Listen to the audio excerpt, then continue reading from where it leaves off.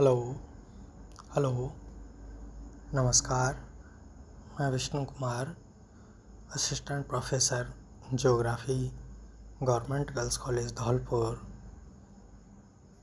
आज हम राजस्थान का भूगोल बीए पार्ट प्रथम के सेकंड पेपर के second chapter geological history of Rajasthan या जियोलॉजिकल स्ट्रक्चर ऑफ राजस्थान विषय या चैप्टर के बारे में अध्ययन करेंगे।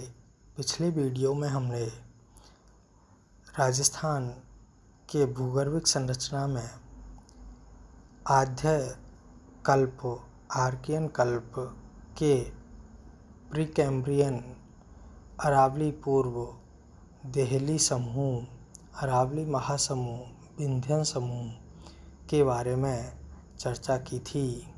आज के इस वीडियो में हम देहली समूह के पश्चात जो अगला कालक्रम है वह पुराजीवी महाकल्प है। इस पुराजीवी महाकल्प के बारे में और अन्य तृतीयक और क्वाटरनरी जो महाकल्प हैं उनके बारे में अध्ययन करेंगे और देखेंगे कि राजस्थान में कौन कौन से स्थानों पर इस प्रकार की भूगर्भिक शैल संरचनाएं पाई जाती हैं। पुराजीवी महाकल्प के अंतर्गत विंध्य महासमूह के बारे में पढ़ते हैं।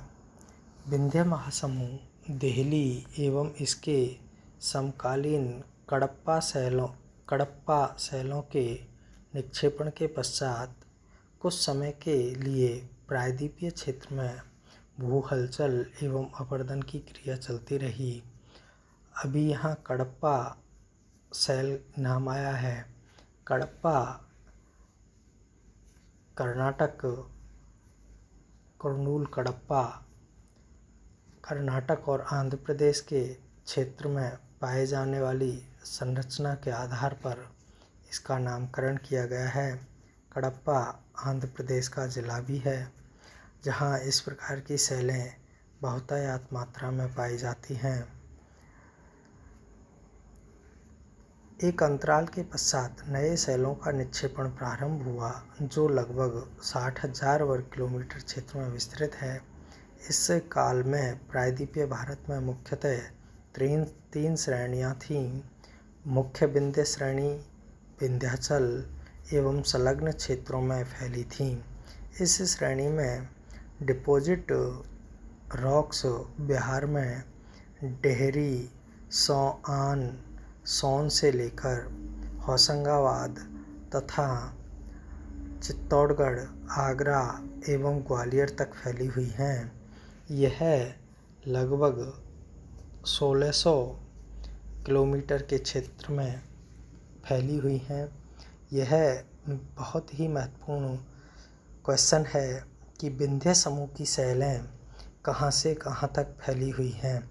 तो बिहार का डलमा, राजहरा, सोन से लेकर होशंगाबाद होते हुए चित्तौड़गढ़, आगरा, ग्वालियर तक फैली हुई हैं। दूसरी कडप्पा श्रेणी और तीसरी छत्तीसगढ़ में विकसित हैं। विंध्याचल पर्वत में सुविकसित होने के कारण इन्हें विंध्य श्रेणी नाम दिया गया है। राजस्थान में इस महासमूह के शैल मुख्यतः पूर्वी राजस्थान में मुख्य विंध्य बेसिन में निच्छेदित हुए हैं। यह बेसिन उत्तर पूर्व के करौली एवं धौलपुर से लेकर दक्षिण पश्चिम में निब्बाहेड़ा एवं सुकेत तक फैली हुई हैं। धौलपुर में आप ये जो लाल पत्थर, रेड सैंडस्टोन देखते हो, लाल बलुआ पत्थर, यह विंध्य महासमूह का ही उदाहरण है। इस लाल बलुआ पत्थर से भारत के अन्य महत्वपूर्ण भवनों का निर्माण हुआ है।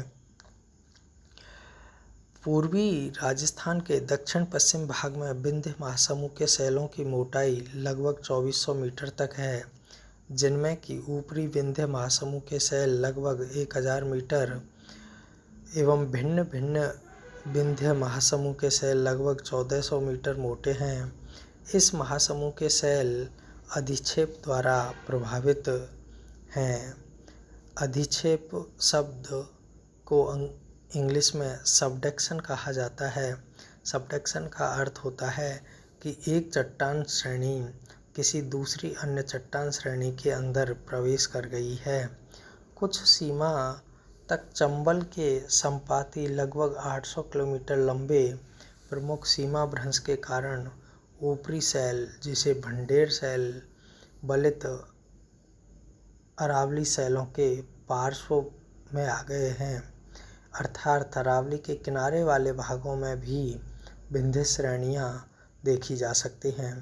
पश्चिमी राजस्थान में विंध्य महासमूह के समकालीन सेलों का निच्छेदन 2 पृथक बेसिनों में हुआ है, जिसे पारीख नामक विद्वान ने 1984 में नागौर एवं बिरमानिया बेसिनों का नाम दिया है। यह क्वेश्चन भी सबसे महत्वपूर्ण क्वेश्चन है कि पश्चिमी राजस्थान में विंध्य महासमूह के दृश्य या विंध्य महासमूह के साक्ष्य किन क्षेत्रों में मिले हैं या किन क्षेत्रों में पाए जाते हैं। तो उसका उत्तर है नागौर और बिरमानिया बेसिन। नागौर बेसिन जोधपुर से प्रारंभ होकर पश्चिम में जैसलमेर के पोखरण तक और उत्तर में बीकानेर गंगानगर तक विस्तृत है। इस बेसिन के सेल समूह मालानी आग्नेय सेलों पर निच्छेदित हुए हैं। बिरमानिया बेसिन जैसलमेर के दक्षिण में एक छोटा बेसिन है, जिसमें कि नागौर बेसिन के समकालीन ही सेल समूह का अवसादन हुआ है। मारवाड़ महासमूह के समकालीन सेल समूह जो कि बिरमानिया बेसिन में निच्छेदित हुए हैं, उन्हें रंधा एवं बिरमानिया समूह में वर्गीकृत किया गया है।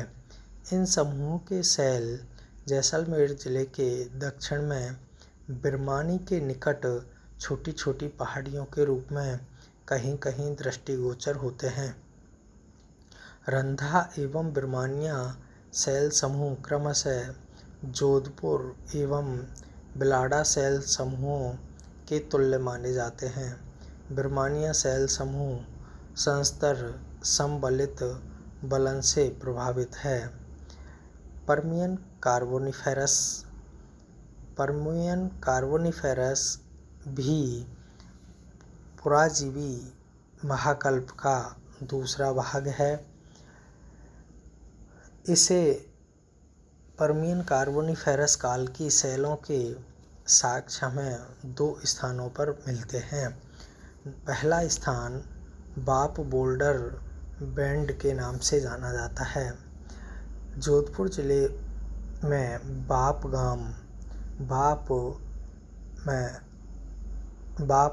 जोधपुर से बीकानेर की तरफ जब हम जाएंगे तो वहाँ एक गांव मिलेगा, जहाँ अभी राज्य सरकार ने एक नवीन कॉलेज की स्थापना भी की है।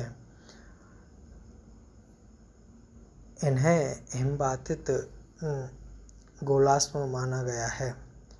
जोधपुर जिले के बाप गांव के आसपास गोलाश्म संस्तर तालचर बोल्डर बेड के समकालीन माने जाते हैं।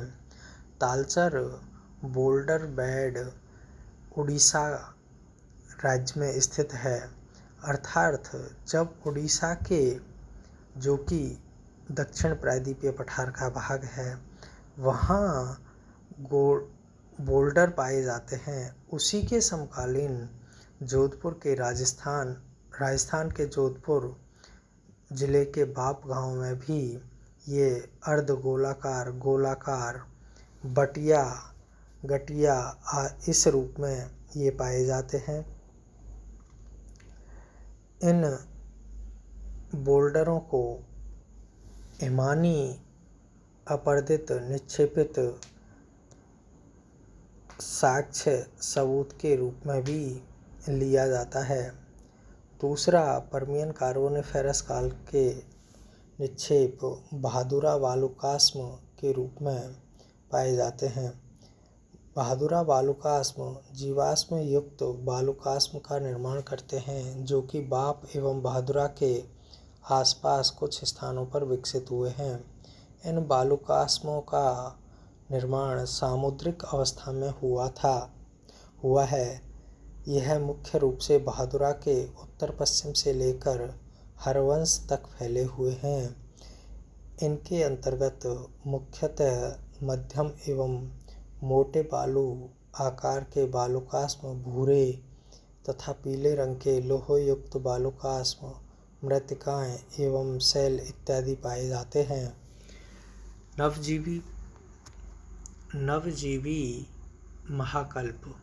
तीसरा, जीवाश्म अश्म वैन्यासिक एवं हिमनदन की घटनाओं के आधार पर इस महाकल्प को तृतीयक एवं चतुर्थक दो कल्पों में विभक्त किया गया है। तृतीयक कल्प के शैल समूह मुख्यतः नागौर, बीकानेर, जैसलमेर एवं बाड़मेर जिले में नरम बालुकाश्म, जीवाश्म युक्त चूने का पत्थर, बेंटोनिटिक मृत्तिकाएं, मुल्तानी मिट्टी एवं लिग्नाइट आदि के रूप में विद्यमान है। क्वार्टेन चतुर्थक कल्प। इस कल्प के अंतर्गत विकसित शैल समूह मुख्यतः भूभागों पर नदियों, नालों, हवा द्वारा एवं हिमवाहित संगुटकाश्म, जलोढ़क एवं बालू रेत का निर्माण करते हैं। इस कल्प के शैल समूह शैलों के निच्छेदन अवधि की जलवायु को भी दर्शाते हैं। उपर्युक्त विवरण से स्पष्ट है कि राजस्थान की भूगर्भिक संरचना अत्यधिक जटिल है। इसके फलस्वरूप यहाँ विभिन्न शैल समूहों का विस्तार हुआ है, जो भीलवाड़ा सुपर समूह, अरावली सिस्टम, देहली सुपर समूह, विंध्य श्रेणी, पालनी श्रेणी के रूप में है। शॉर्ट रूप में इनको हम इस प्रकार समझ सकते हैं।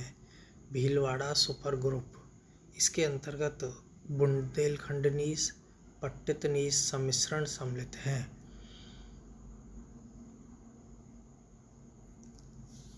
अरावली सिस्टम, इसमें कायांतरित प्राचीन शैलों से युक्त है। इसमें अर्जिलियस रॉक्स की प्रधानता पाई जाती है। इसके अंतर्गत क्वार्टजाइट, ग्रिट्स, फाइलाइट्स, लाइमस्टोन, मिश्रित नाइस प्रमुखता से हैं। देहली सुपर समूह, इसके अंतर्गत राइलो, अलवर, अजबगढ़ समूहों में प्रधानता कैल्साइट, क्वार्टजाइट, ग्रिट और शिस्ट की है। विंध्य श्रेणी, इसके अंतर्गत बलुआ पत्थर, रेड सैंडस्टोन, चूना पत्थर शैल की प्रधानता है। इस प्रकार की शैलों का विस्तार पश्चिमी राजस्थान में है। लावा उद्भूत ग्रेनाइट, अर्थात लावा के द्वारा जो ग्रेनाइट का निर्माण किया गया है, वह जालौर, सिवाना, मोकालसर और जोधपुर में देखा जा सकता है। पूर्वी राजस्थान तथा दक्षिणी पूर्वी मेवाड़ में विंध्य शैल रचना वाली भांति विकसित हुई है। मलानी श्रेणी, इसकी चट्टानें रायोलाइटिक लावा समूह से बनी हैं।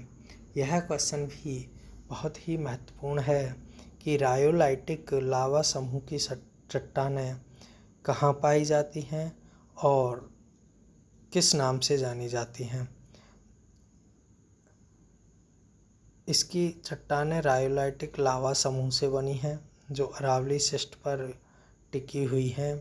इन सभी आग्नेय समूह की चट्टानों के जमावों को जोधपुर के निकट एक स्थान के नाम के आधार पर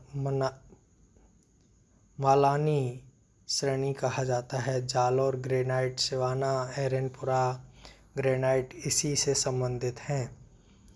राजस्थान की भूगर्भिक संरचना के इतिहास की महत्वपूर्ण घटना पश्चिमी राजस्थान में मरुस्थल का उद्भव एवं विस्तार है। यद्यपि इसके संबंध में मतों में विविधता है, किंतु सामान्य रूप में यह जुरेसिक काल में पश्चिमी राजस्थान एक विस्तृत समुद्री भूभाग था जिसका धीरे धीरे दक्षिण पश्चिम की ओर अवगमन हुआ। जुरेसिक, क्रेटेशियस, इयोसीन कालों में यहाँ समुद्र रहा था। इसके प्रमाण हमें जीवाश्मों, चूना पत्थर क्षेत्र आदि के द्वारा होती है। उत्तरी राजस्थान के गंगानगर हनुमानगढ़ क्षेत्र में घग्गर का सूखा तल है जो प्राचीन सरस्वती नदी का अवशेष है। इसके अतिरिक्त राज्य के दक्षिण पूर्वी भाग से ग्रेट बाउंड्री फॉल्ट गुजरता है। यह चित्तौड़ के बेंगू और उत्तरी कोटा में स्पष्ट रूप से दिखाई देता है। पुनः यह सवाई माधोपुर और धौलपुर जिलों में देखा जा सकता है। अर्थात संक्षेप में यह कहा जा सकता है कि राजस्थान की भूगर्भिक संरचना अत्यधिक जटिल, संश्लिष्ट और विविधता युक्त है। इसी कारण राजस्थान खनिजों की संपदा से भरा हुआ है। राजस्थान को खनिजों का अजायब घर भी कहा जाता है। आज के इस सेकंड वीडियो चैप्टर में हमने राजस्थान की भूगर्भिक संरचना के पुराजीवी, नवजीवी महाकल्पों का अध्ययन किया। इससे अगला जो वीडियो होगा उसमें हम राजस्थान के भू आकृतिक प्रदेशों की व्याख्या करेंगे। आज के लिए इतना ही। धन्यवाद।